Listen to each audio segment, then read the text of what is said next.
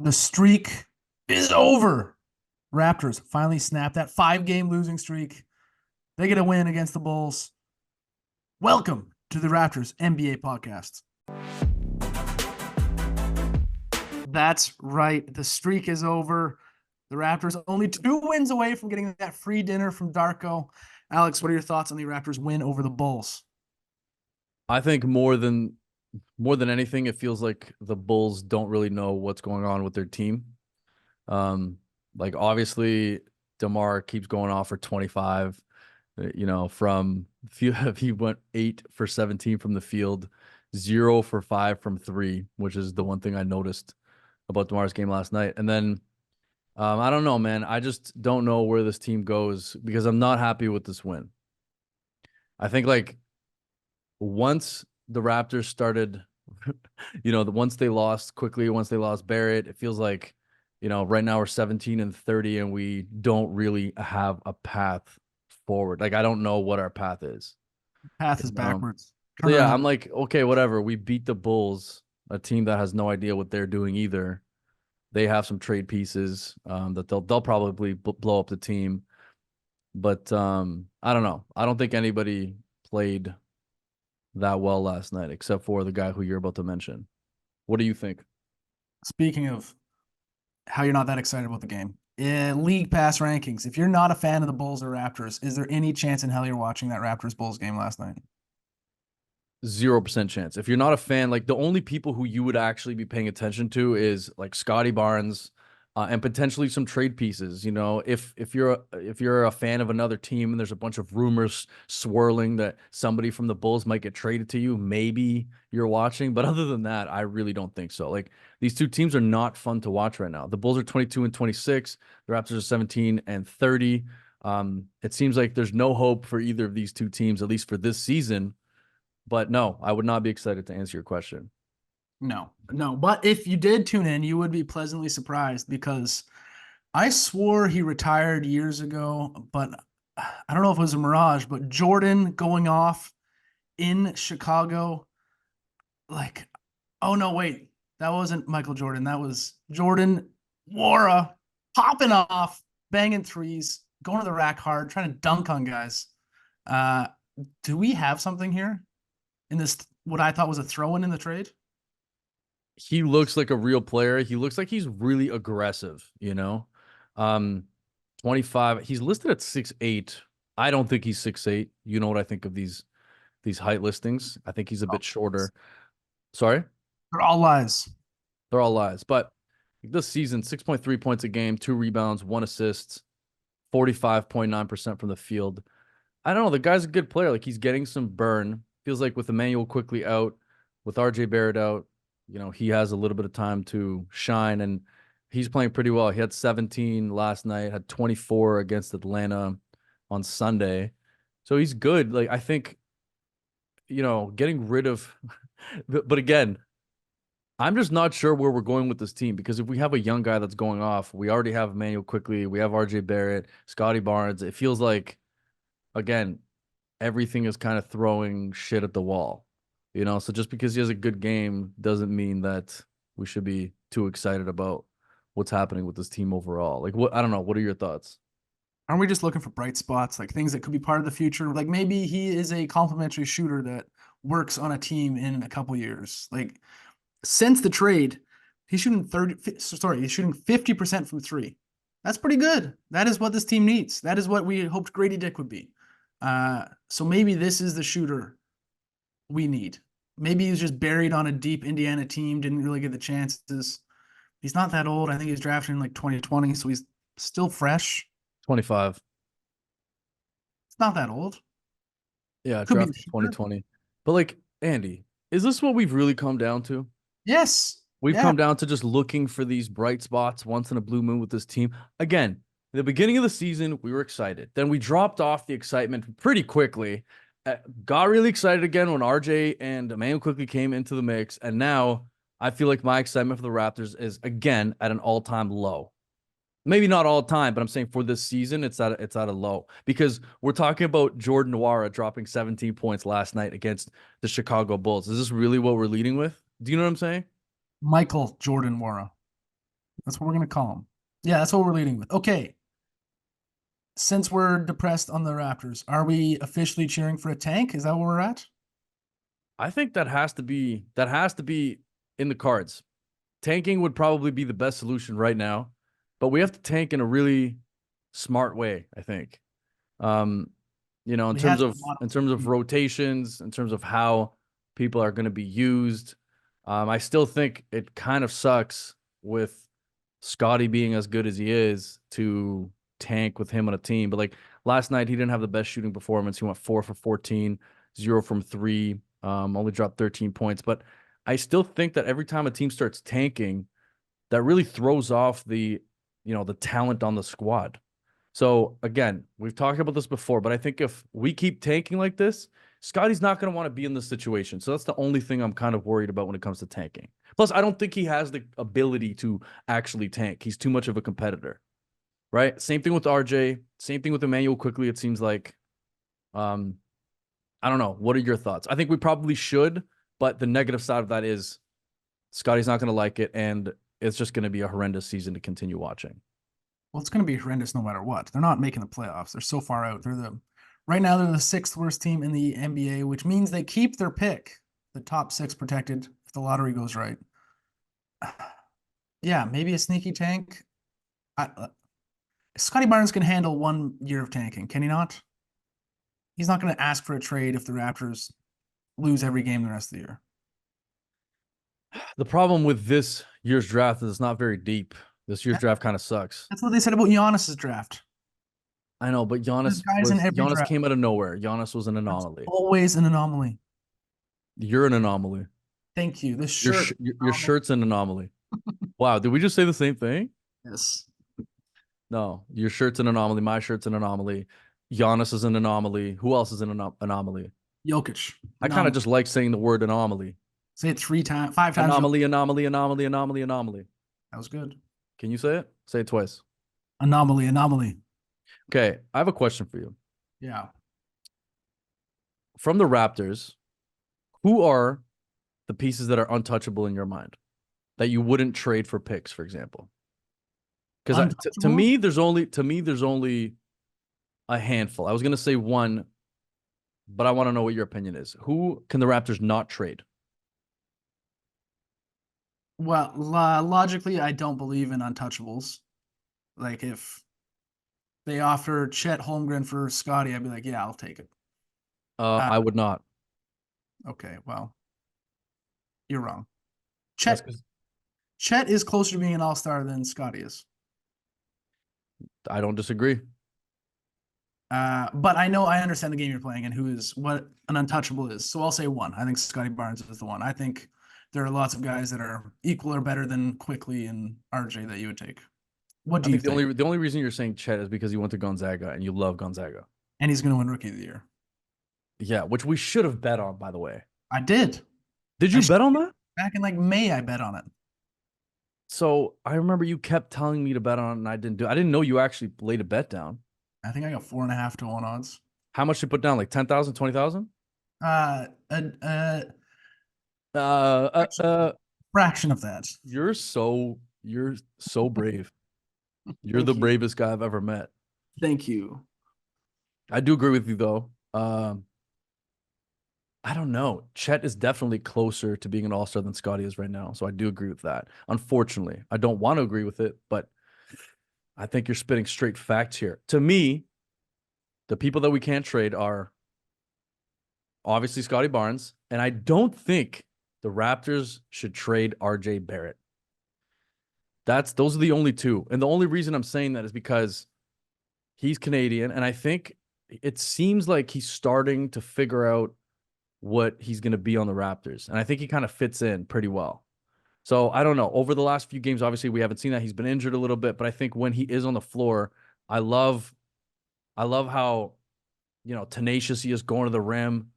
I love the fact that he actually plays defense. What are you making that face for? You're really overvaluing this guy. He's probably never going to be an all-star. He may be a fringe all-star one day, and you're saying he's untradeable. You wouldn't take a trade for him. I just think that in this situation, when he's on the Raptors, when he's on a Canadian team, is probably his best chance to get to that all-star level. Like, I know you're saying that's not going to happen, but I think this is his best opportunity to do so. Also, he hasn't even been in the league that long, man. I don't think you're giving him enough time.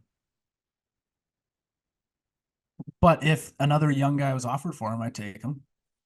Okay, but like we can go through the younger guys that would be offered for him, and I think, I think it'll be tough to come up with somebody who you would trade for him. He's been in the league. Okay, wait. Let me just see this He's got quickly. a he's got a fairly large contract. I think you would take a trade for a younger guy.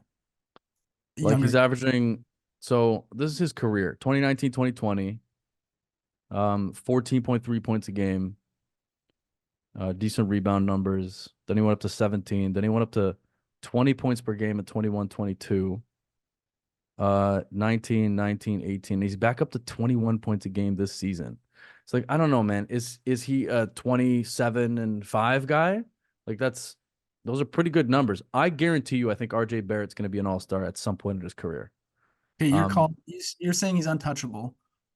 DeMar yeah. DeRozan, better at that age, higher scoring. You probably would have said he was untouchable at one point, but then you trade him. Everyone No, like but I think right now he's untouchable for the Raptors to trade. Just because again, I think the upside of him is too high. DeMar Because he's DeRozan in had Toronto, higher I upside think. at that age. I know, but I just think because he's Canadian, he's in Toronto. I think that plays a role in it. Because every time he goes on the floor, he has more eyes on him for people who he grew up with, I think. So it means a little bit more for RJ to be playing in Toronto than for DeMar to be playing in Toronto when he was that age, I think. But I don't know. I agree with you. Who knows? If there's a really, really good young piece that was offered for RJ, of course, everybody would consider taking it. I just think right now he's one of the two with Scotty who shouldn't be touched. He's above Anyways, quick. He's above quickly. I think so. Yeah. No, stop. Nah, you're That, so overvaluing him. Quickly that's has just what I think. upside. Let's see Quickly's numbers right now. You frustrate me so much. Let's see Quickly's numbers in his career. I'm talking about upside. I'm not talking about numbers. You're not talking about numbers, you're talking about upside. I'm talking about upside. So are you Guy, saying that you think RJ Barrett has hit his ceiling as an NBA player? Is that what you're saying? he's kind of plateaued. Yeah, he hasn't really grown much since his rookie sophomore season. I think, Much. don't you think a lot of that has to do with them bringing in Jalen Brunson, them having this weird situation over there in New York with Kevin Knox, who got drafted after him, who they gave a lot of minutes to. Obviously, Julius Randle goes in. Not to mention, all three of those guys are left-handed, and my opinion on left-handed players playing together doesn't work. Only one So lefty. I just think he wasn't in the best situation for himself. And then if you look at Quickly's numbers, he's looking like he's his trajectory is pretty high. So 11.4 in his first season, he's up to 16.7 points a game now. I don't know. And there he was on the bench. I don't know. Maybe you're right. I just think in terms of being a Canadian, RJ is more valuable for Toronto right now. That's just You're so biased. You're so biased. don't Chris, worry. I guarantee I'll get some hate comments for that. what For about that. Chris Boucher? Is he super valuable? Is he untouchable because he's Canadian? Hey, Sign up for 10 years. Chris Boucher is not a starter in the league. So let's not get crazy here. Anyways, what's your next topic? Okay. One quick bit I'm a little worried about. Mm. Scotty Barnes. I thought he would pop off after the Siakam trade because he'd get way more touches. But he's been pretty mid. His shots fallen off a cliff. He's shooting 19% from three since that trade. He hasn't really taken over games. Are we concerned? You've been saying mid a lot, eh? Yeah, You're saying mid a lot because the kids are saying mid a lot, aren't you? yeah. Scotty Barnes has been fairly mid. He's Okay. not super bussing. This is exactly what we were talking about when we brought Dan the Man Smith on. And he said this first, but we've talked about this as well. There is an overlap in these three players: Emmanuel Quickly, Scotty Barnes, and RJ Barrett. So why Okay. are we saying RJ Barrett is you can't trade him? Why are we saying he's Because no, untouchable? no. It's more Emmanuel Quickly who's getting those point guard touches over Scotty Barnes, right? So it's those two that are overlapping more than anything. But then it seems like, if RJ becomes a better shooter, that'd be a different situation. But ultimately Scotty and Mayo quickly are playing the same position, kind of, right? So The same position as almost everyone on the court. who? Scotty? Yes, he No, plays. but I'm saying like the Raptors are trying to put him into situations where he handles the ball at the point most of the time, correct? And that's exactly what Emmanuel quickly does. So they have two starting point guards on the team. So I don't know. That needs to be figured out because you bring up a good point. He hasn't been playing the best, and Emmanuel quickly's been playing really well. So I don't know. I don't know what we do. Should we Maybe trade Scotty Barnes? I think you're right. Just flip this whole podcast on its head. It's time to trade Scotty Barnes. Is it time to trade Scotty Barnes? He No, was it's minus not. 22 against Atlanta. Ooh. No, see, that's just you being crazy. Just one quick other thing on the Raptors. You didn't want to talk about it, but we have to get it out there. Grady Dick, 20 minutes last night. 20 minutes against the Bulls and a win. Mm-hmm. 0 points. 0 points. The guy, just when you think he's turning the corner. Okay, but What's can I ask you a question? 0. Can I ask you a question? Not even getting open for shots. He's like You not messaged me. You messaged me after the Atlanta game, and your text said, "You watching this Raps game? Wild. Grady is a real player." you got the receipts. I You think got I the said he receipts. might be a real player. You know, we've been flip flopping a lot on this podcast, but that's the first time I've seen you flip flop on Grady Dick. And honestly, he did look really good. He did look really good against Atlanta. I'm just taking seeing his line here. 1 second. So he had 15 points against Atlanta, 2 for 3 from the free throw line, 3 for 5 from the three, 5 for 10, 5 for 12 from the field. He played really well. What made you so excited in that moment? So I'm like, maybe he finally unlocked his shot. But then I'm watching yesterday and I'm like, he doesn't know how to move off the ball. He can't get himself open, let alone shoot. I He just just think he has no confidence right now. How did he score 0 points last night? That's took one crazy. 3-pointer. 0 for 1. That's 20 crazy. minutes. So wait, let's see Sharpshooter. this. The best shooter in college basketball last year. He took one shot Took yesterday. one shot total in 20 Okay, minutes. but is that okay? Listen, we've been loving on Darko this entire time. Honestly, we really have. Here we go. Listen, is this a problem with the coaching? How is the best, like you just said, he's the best shooter in college last year. How's the best shooter in college last year getting one shot in 20 minutes? Is that the coach not putting him into positions where he could succeed? That's my question for you now. He gave him 20 minutes last night. The guy should be able to create something. Get open once, run the floor once, and get open in a corner. Okay, but my point is like drop a play for the guy, drop a play where he hits a three. I don't know, man. It seems like from a talent perspective, we have a fairly good roster. It seems like it's a pretty good roster. Come on. What? You hate our roster? Grady Dick isn't playing 20 minutes on a fairly good roster. I think at the start of the season, Grady Dick will be playing 20 minutes on a fairly good roster, but maybe he just wasn't utilized correctly in the very beginning of the season either, right? So I don't know. Like, yeah, you're right. Flashes. I was gonna say flashes of brilliance, but no, it wasn't. It wasn't that incredible against Atlanta, but he still dropped 15. I don't know. I just think he needs to be put into better situations. Give him some screens to run off of. Give him like a triple down screen so he's wide open. It's time to run this offense through Grady. You're right. No, I'm just saying, like, run a play or two for him so he's actually open on the wing. Nobody's game planning for Grady Dick, which makes it even more insane to me that he's not getting any open looks. Because if you really watch the game, like he's not getting too many open looks off of plays. And when he's such a good 3-point shooter, that's probably what the coach should be doing. Right? Do you have anything else about the Raptors? Because I really don't. No, I think we've exhausted this mid team. I want to talk about Luka Doncic, Devin Booker, Joel Embiid. So I have a few things to say. I was listening to the mismatch yesterday, and basically they were just talking about how there's a lack of grit in the NBA right now. There's a lack of yeah, Yeah. just grit. So there's a lack of competitiveness.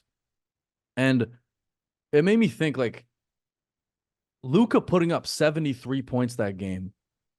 If somebody's going off, if they have like 55, 60, why on earth are you not double and triple teaming him every time down the court? Because at that point, it starts becoming embarrassing.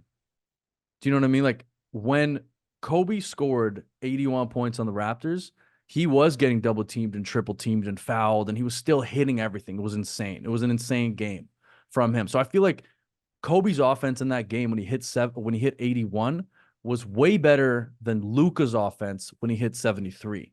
Does that make any sense? I just let's go back in history. Or I think Sam Mitchell has been given a lot of flack for Kobe's 81 point game. I don't think he was double and triple teamed. I think there He was some was. He was. There was a lot of times where, like, there was a literally, lot I of was looking at the highlights of this. there was a lot of one-on-one against Jalen Rose. He got cooked. Like don't it wasn't the greatest coach game either. You're right. You're right. But I think Luka's 73 was easier than Kobe's 81. Again, I don't know if you watched the game. I was literally like, I had like an appointment or something, and I was literally watching it like on my phone in the car. Cancel the appointment. I was watching it on the phone in my car, and I was like, oh my God, is this guy gonna go for 80? Because I think he had like, yeah, it's high 60s with like 3 or 4 minutes left. But I just think like, is this because the offense in the NBA is getting so much better, or is it because players on the defensive end don't care as much and don't have as much passion for defense? I guess is my question. Because Devin Booker dropped 62 that same day or the day before, right? Yep. Um, Joel Embiid dropped 60. What did he drop? Or no, 70, sorry, right? He dropped 70 Cat on the dropped dot. 6. Just an absolute offensive flurry within the last whatever week from the NBA. Mm-hmm. So I don't know. What do you think of that whole situation? The offense, NBA offenses look way different than they did when Kobe dropped 81. Like the 3-point shooting is absurd. The game is completely different. It's naturally higher scoring and it's refereed differently. You can get a foul call much easier than you could back then. Uh, I don't know. It's higher paced. Teams are running way more than they were when the Kobe 81 point game happened. I think there's so So much that's changed in the game. I don't think I want to sit here and blame defensive intensity. so okay. Listen to this. So okay, I just looked this up. So Mavericks 148, Hawks 143 when Luka dropped 73. Okay. Yes. When Kobe dropped, oh my God, I'm just looking. This is crazy. I'm just looking at the Raptors record when Kobe dropped 81, and the Raptors were 14 and 27, and the Lakers were 22 and 19. But my point is, the Lakers only dropped 122 points when Kobe dropped 81, and uh, and the Mavs dropped 148. So team total, was 26 points higher than when Kobe dropped 81. I don't know. It just makes me think that like obviously the offense is going crazy, um, but nobody cares about defense.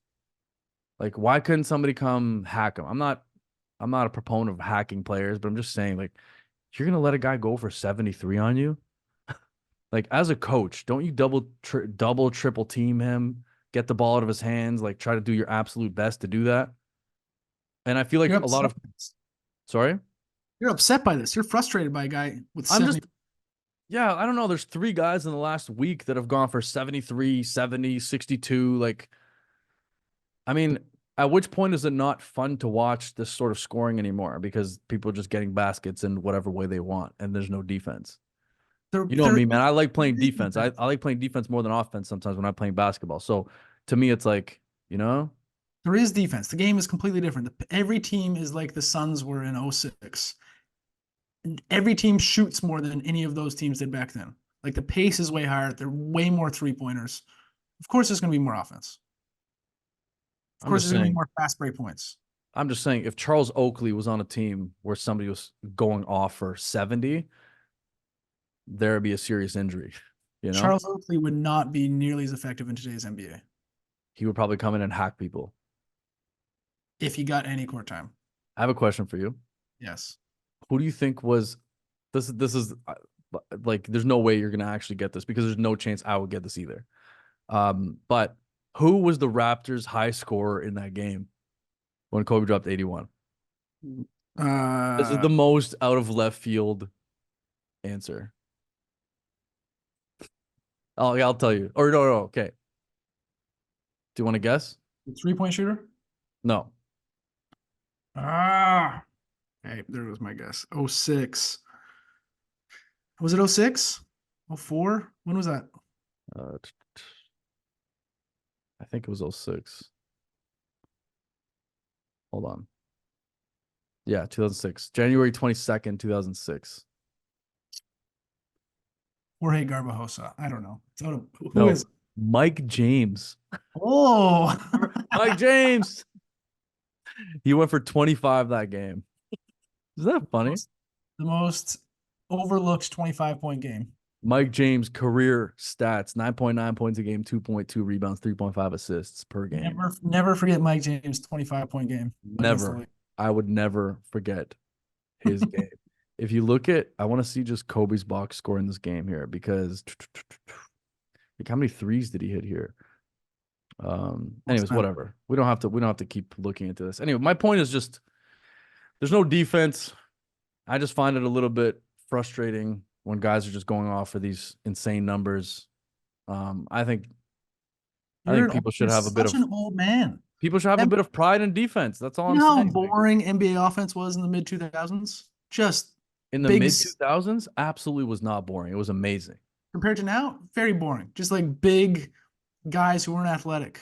Just Charles Oakley type guys. I don't agree with that. Like you said, the Suns were playing really well. I loved the Dallas offense when Dirk would just get on the top and like find back cutters, find Shamir on the baseline slamming. Like I think back then there was a lot more. I don't know. There were a lot more facials, people slamming on guys. I think. I don't know, because people went up to try to block shots as opposed to right now. It's like, oh, you're at the rim. I don't want to be put on a poster and be all over social media for 3 months and forever. And so people aren't playing as defense. People aren't going to be playing defense on the perimeter as much because they're going to get dropped by James Harden or somebody. It's just, I feel like people care more about what they look like if they get embarrassed on a defensive end right now. That's it. That's all I'm going to say. You've never sounded older. You sound like an old man right now. You're not embraced. I don't like that there's no defense. That's all I'm saying. I don't know if that makes me sound old, but I just want people to compete as opposed to, just whatever, take whatever shots you want. It's like a bad all-star game. Some of these games that I'm watching, there's just a bad all-star game where there's no defense and people are just putting up shots. It's literally not fun. Andy, if people aren't playing defense, it's not fun to watch. You're overlooking this. It's not people aren't playing defense. The pace is way higher. No, come on. People are playing defense. A lot of it is, man. Nobody cares about defense. Like, who's the best defensive player in the league right now? 5 seconds. 5, 4. Okay, who's the second best? 5, 4. OG Anunoby would be the second best odds of defensive player of the year. My point is, we can't. I feel like back in mid 2000s or even like a little bit later on, we could name like 5, 7 people that were defensive stoppers. Now I don't think we can. So I don't know. I just whatever. Anyways, I don't care if that makes me sound old. I like it when dudes have to work to get their buckets as opposed to just people letting them shoot. These kids aren't working like we used to. That's right. Spoiled kids. All right. What do you have? Before we go, we're not apologizing. We've apologized before on this podcast. We aren't apologizing, but we are demanding an apology today. From who? From all those youths out there who were ripping on Joel Embiid for not playing a couple games, for dodging Nikola Jokic. This poor guy plays through injury last night and then gets re-injured and could be out for who knows how long. Were you anti Joel Embiid? Look, if I'm being 100% honest, I kind of was. And the only reason is because I think their head coach as well. So I think Nick Nurse and their like head trainer or something said that he was good to go. Oh no, sorry. Nick Nurse and some other reporter who spoke to him directly said that he was playing in that game. So, this was a couple of hours prior to tip off. And then I guess like literally like 15 minutes before the tip, basically they came out and said that they watched him warm up a little bit and that he wasn't ready. So I don't know. So at first I was like, because Maxi was sitting, because there was a couple of other injuries, I was like, is this guy really sitting because he doesn't think they'll win the game? That's what I thought. That's the first thing that kind of ran through my head. But then yeah, seeing this, it's kind of like, yeah, I don't know. Clearly we weren't taking it as seriously as we should have. But like to touch on that point, Andy, like think about all those people that purchased their tickets and are paying a bunch of money to go, see Denver versus Philly, in Denver, watching Embiid play. And like, I just think we're jaded to it now because this has happened so many times where we actually, a lot of times people just don't believe the player anymore. But I don't know. Remember, Now I feel bad about it because I was one of those people. I thought he was dodging it. remember the Lakers game last year in Toronto we went to, and LeBron was out last minute just like this, and then like we were talking to other fans there, they flew from like Nova Scotia for their first ever NBA game just to see LeBron, and Yeah. they saw nobody. They saw I, nobody. No, exactly. And like, I think it's funny because it sucks when you can't do anything about it for guys actually injured. But like, imagine, yeah, those people who paid for that ticket so long ago, and then maybe there should be some sort of refund on that or something. Should there be less games in an NBA season? Probably. Go back to But like 66.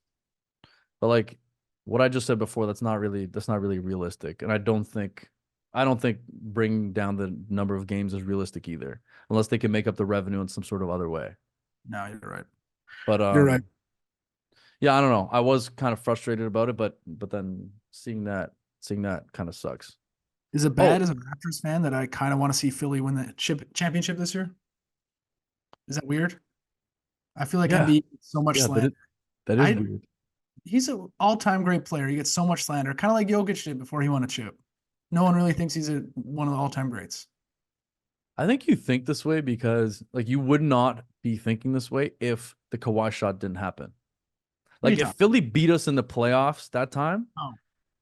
I don't think you'd be like, oh, I want Philly to win this year because I think we'll always have that against Philly. We'll always have that over the 76ers. That shot, him crying and like everyone being sad. Oh, So yeah, like would I like to see them win? You know who I want? You know who I want to win the championship this year? Knicks. No, no, no, no. To take one more guess. But this think about who my favorite player in the league is like has been lately. The guy Who I you always talk about. I have his shoes. I have his shoes. the guy you play like the most is James Harden, so it's gonna be the Boom. Clippers. There you go. There you go. I really want the Clippers to win the championship. I really like Paul George. Shout out to Paul George's podcast.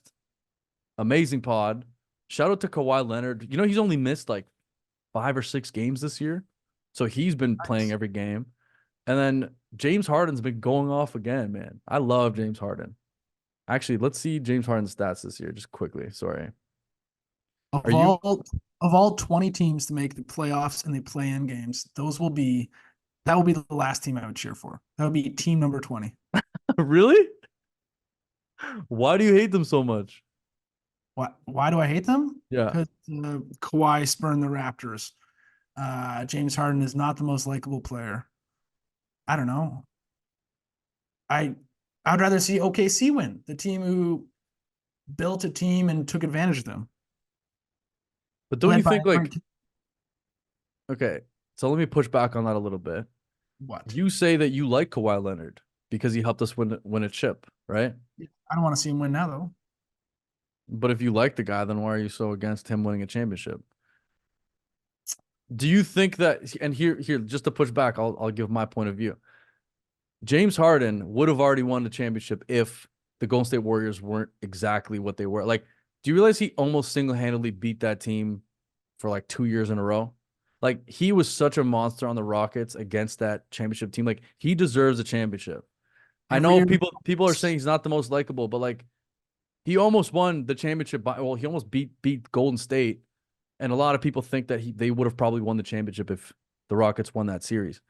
I think James Harden deserves a championship. He's one of the best offensive players of all time. He's disgusting. And then Paul George. Paul George has such a good story. He's never won anything, but he was in Indiana. He broke his leg. People forget about that. He had almost a career-ending injury, came back. He's bounced around a little bit, found his spot. I don't know. I want Paul George to win one too. Very likable player. Smoothest player of all time, I would say. I would say the Clippers have the least likable story of any team. Just guys who are a little agitating, all playing together, forming a super team. You know I what? don't. Let's ask our fans. Okay. Do you Our guys think that yeah, listeners, we'll ask all 60 of our subscribers. Do you think that the Clippers are a likable team? And do you want the Clippers, aka Paul George, who's just been struggling with different horrendous teams his entire career? Do you want him to win a championship? Do you want James Harden to win a championship? One of the most prolific offensive players of all time. And then Kawhi. Kawhi's, nobody's ever really hated on Kawhi either. I think you're wrong on this one, man. I think people do want the Clips to win a championship. no, nobody does. You're You don't think nuts. so? Not even LA. LA does not care about the Clippers. Nobody cares about the Clippers. I care about the Clippers. They're not even the biggest team in their own city.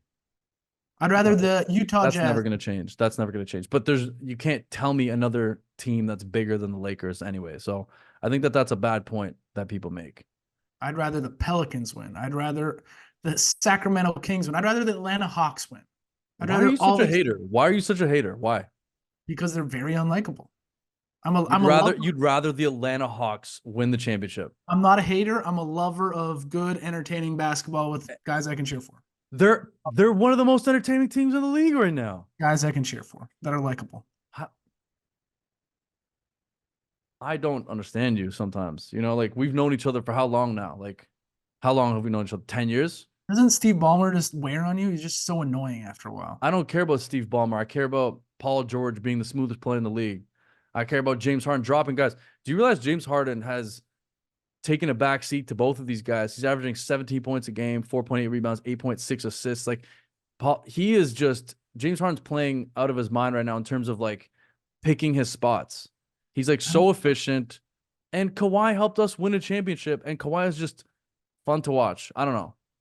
I don't know how you could be such a hater of that team. I don't get it. Well, listen, I can't believe you'd rather the Pelicans win the championship over the Clippers with a guy who can't stay in shape, who hasn't been on the floor. Like that's not a likable team. Sacktown. Like, why do you want Sacramento to win? Do you have any connection to Sacktown? What? Sabonis. It's like you being a Vancouver Canucks fan. It doesn't make any sense at all. You've lived in Toronto for 10 years. If you like the Canucks so much, why don't you move to Vancouver, son? Life, work. Come on, come on. They don't have Sportsnet in If you like Vancouver. the Clippers so much, why don't you move to LA? I'm not gonna say I like the Clippers more than the Raptors, like you do with the Canucks. So that argument is whatever the word I'm looking for is. That argument is not. What's the word I'm looking for? Tell me right now. Come on, help me out with my argument against you. I'm not helping you out. Your argument is awful. No, it's a great argument. It doesn't make sense that you like the Sacramento Kings over the LA Clippers. Sacramento Kings are very likable. Who else would you like to win over us? Over the Clippers? Do you want Washington to beat the Clippers in the championship final? Well, they're not going to make the playoffs. I'm just talking You want Orlando Magic. You'd rather Orlando the Magic. Lakers. You'd rather the Lakers win another one against the Clippers. Is that what you want? Yes, and I don't really like Why? the Lakers. So why? Why? Because the Clippers are that unlikable. Okay, so you're telling me that the Lakers are more likable than the Clippers. Yes. Okay. See, we just can't agree on this. This is why, just so everyone knows, our previous podcast was called Raptors NBA One-on-One. What was it called? One-on-One. Because we used to just argue about all points like this. Because what you're saying right now doesn't make any sense. Oh, that's the word I was looking for. Not logical. Your argument's not logical. Yes, No logic. All right. Anything else you want to argue about? No. Just our listeners will tell you. Nobody likes the Clippers. I'm not alone in this. Okay, well, I'm excited to see this. I hope our AI cuts that clip specifically because I'm not going back in this podcast and trying to find that clip to cut. Nobody likes the Clippers. Actually, you know what? Can you pose it? Let me pose the question again. So it's in two parts of the article or of the video so the AI can cut and turn it into the article as well. So let's ask our fans once again. Do you like the Clippers? Do you like the roster of the Clippers? Do you like Paul George, James Harden, Kawhi Leonard? Do you want them to win a championship, or are they an unlikable team? Are the Clippers liked or unliked by the fans of the NBA? Easy answer. Such an easy answer. All right. I got one more question for you. Yeah. How do you feel about the weather? In Toronto, Yeah, it's a little gloomy. that's it. But January's almost over. We're a month till March. It's springtime. Get ready. Get Apparently, the swim trunks. the first week of February is supposed to be super sunny in Toronto, which I'm excited about. Wow, that's nice. Yeah, that's exciting. Spring's here. Playoff basketball will be here. Not in Toronto. I really want to tell everybody what we're doing tomorrow, but I'm not. I feel like that would be horrendous to say. Shout out to our friend Ryan Durgy, Our single friend. our single friend Ryan Durgy. Oh, that's an inside joke. Just comment what is the joke about if you guys want to hear about it, and we'll just DM you the whole story. I'm just kidding. We will not do that. All right. Do you want to sign off? Go ahead. You sign off. I signed on. No, you sign off. You sign off. Fine, I'll sign off. All right, everybody. Thank you so much for watching, for listening. Make sure to subscribe on Spotify, on Apple Podcasts, on YouTube. Make sure to follow Instagram, TikTok, Tiki Talkie. We post a lot on every platform. Thanks again for watching and listening. And make sure to unsubscribe from every other podcast. Have a great, beautiful, lovely day, people.